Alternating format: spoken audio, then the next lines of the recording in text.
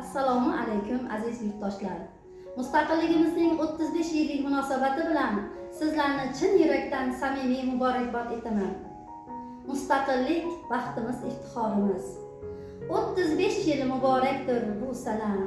Tariximda zarhal har bir sahifa. Istiqlollik nurli tongga olganda baxt uyg'ondi yurtda, dilda har ona. O'zbekiston ona yurt, jonajonim, senda yashar orzu, umid, ishonchim.